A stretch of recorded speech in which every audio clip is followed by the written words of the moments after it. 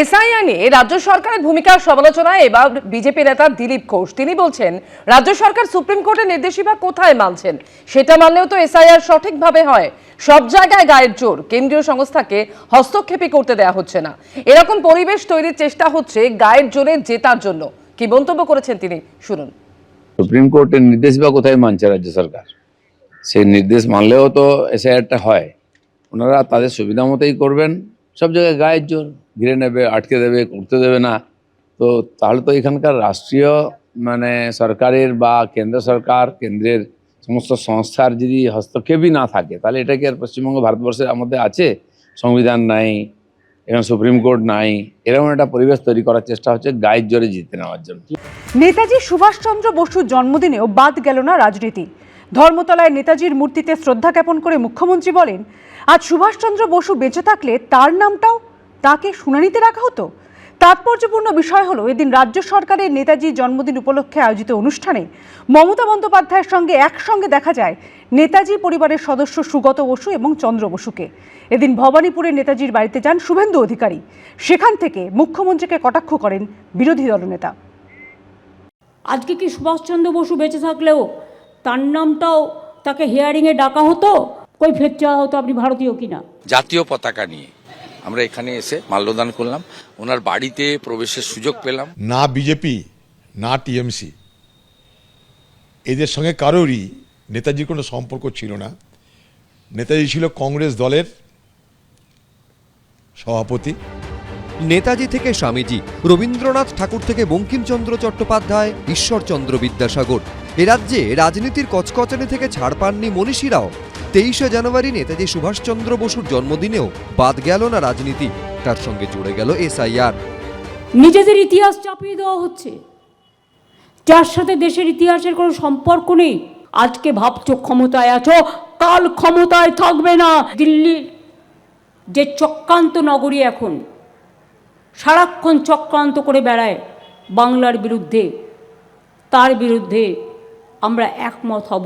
এরা আরবি সংস্কৃতি এখানে আনতে চায়, ভারতীয় সংস্কৃতির সঙ্গে এরা থাকে না। বিকশিত ভারত তখনই হবে যখন বিকশিত বাংলা হবে। নেতাজি কোনো পার্টির নয়, নেতাজি কোনো ব্যক্তির নয়, নেতাজি হচ্ছেন দেশের। এই মমতা ব্যানার্জির আমলে নেতাজির যারা পরিবারের লোক, নেতাজির যারা আত্মীয়, তাদের বাড়ি করবার সময়, ঘর করবার সময় তাদের কাছে তোলাবাজি করতে গেছিল তৃণমূল দলের নেতারা। শুক্রবার ধর্মতলায় নেতাজির মূর্তিতে শ্রদ্ধা জ্ঞাপন করেন মুখ্যমন্ত্রী। বেলা 12:15 নেতাজির জন্ম মুহূর্তকে স্মরণ করে বেজে ওঠে সাইরেন, শঙ্খ বাজান মমতা বন্দ্যোপাধ্যায়।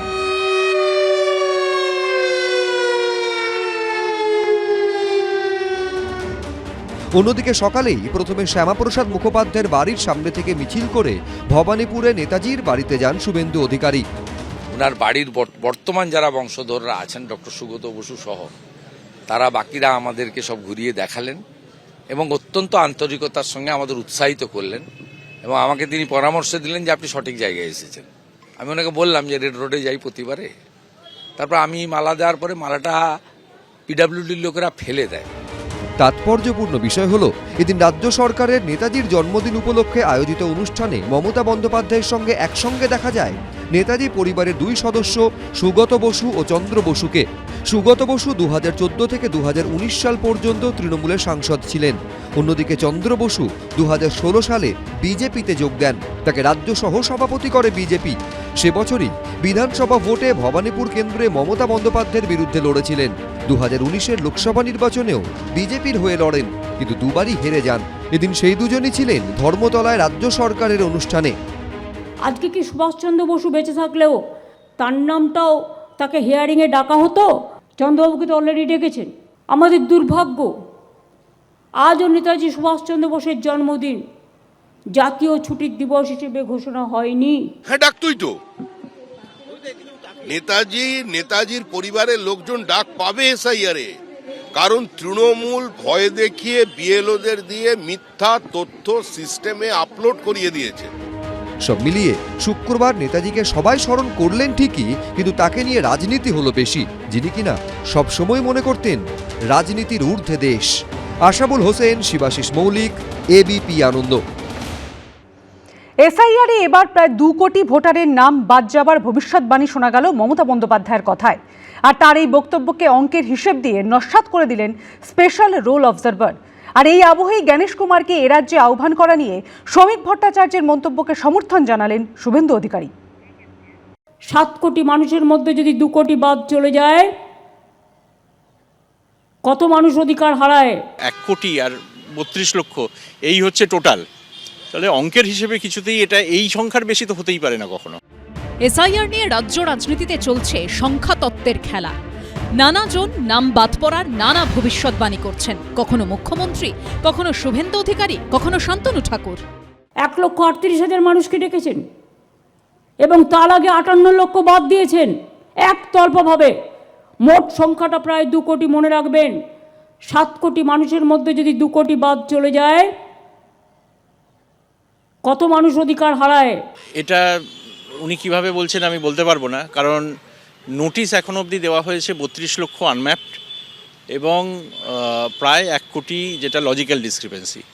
এবং আনম্যাপড যারা, তাদের মধ্যে একটা অংশ হয়তো যারা লিঙ্কেজ প্রমাণ করতে পারবেন না বা যাদের কাছে কোনো না কোনো নথি থাকবে না, তারা বাদ যেতে পারেন। কিন্তু লজিক্যাল ডিসক্রিপেন্সির কেসে যদি কোনো ব্যক্তি ওই ভুলটা মানে ধরিয়ে দিতে পারেন বা ভুলটা কেন হয়েছে সেটা দেখিয়ে দিতে পারেন শুনানিতে কাগজ দিয়ে, সেক্ষেত্রে তাদের নাম বাদ যাওয়ার কিছু নেই। নির্বাচন কমিশনের এখনো পর্যন্ত নির্ঘণ্ট অনুযায়ী 14 ফেব্রুয়ারি চূড়ান্ত ভোটার তালিকা প্রকাশের কথা। তখনই বোঝা যাবে কতজনের নাম থাকলো আর কতজনের গেল। এসআইআর আতঙ্কে ইতিমধ্যেই একাধিক মৃত্যুর অভিযোগ উঠেছে, তা নিয়েও ফের মুখ খুলেছেন মুখ্যমন্ত্রী। 110 জনের বেশি মানুষ মারা গেছেন, রোজ 3-4 জন করে আত্মহত্যা করছেন, ভয়ে মারা যাচ্ছেন। কেন ইলেকশনের বিরুদ্ধে কেস হবে না? এত মৃত্যুর দায় ইলেকশন কমিশনকে নিতে হবে এবং গভর্নমেন্ট অফ ইন্ডিয়াকে নিতে হবে।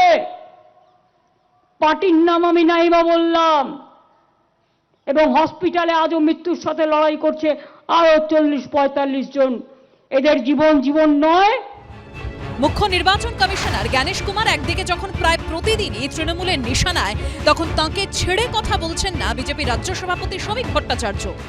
গণেশ কুমার দিল্লিতে বসে থাকলে হবে না। মুর্শিদাবাদে যান, দক্ষিণ 24 পরগনায় যান, বীরভূমে যান, কলকাতার রাজপথে হাঁটুন, এখানকার সুশীল সমাজের সঙ্গে কথা বলুন, সাধারণ মানুষের সঙ্গে কথা বলুন, মেট্রো রেলে একবার উঠে ঘুরুন। মানুষ কি বলছে, মানুষের কি দাবি, মানুষের কি কণ্ঠস্বর, সেটা শুনতে হবে। শ্রমিক ভট্টাচার্য থেকে এবার এক ধাপ এগিয়ে গেলেন শুভেন্দু অধিকারী, কিন্তু তার কথার মধ্যে আবার টুইস্টও আছে। শ্রমিকদা অত্যন্ত সিনিয়র পলিটিশিয়ান, তিনি ঠিক কথাই বলেছেন, সমর্থন করি। কিন্তু একা গণেশ কুমারের হাতে পাওয়ার নেই। সিওর যেমন নিজস্ব পাওয়ার আছে, ইসিআইয়ের ফুল বেঞ্চের পাওয়ার। ওরা 3 জন মিলে ওদের সিদ্ধান্ত নিতে হয়। শ্রমিকদার বক্তব্যকে সমর্থন করে বলবো যে ফুল বেঞ্চের উচিত সুপ্রিম কোর্টের হস্তক্ষেপ প্রার্থনা করা।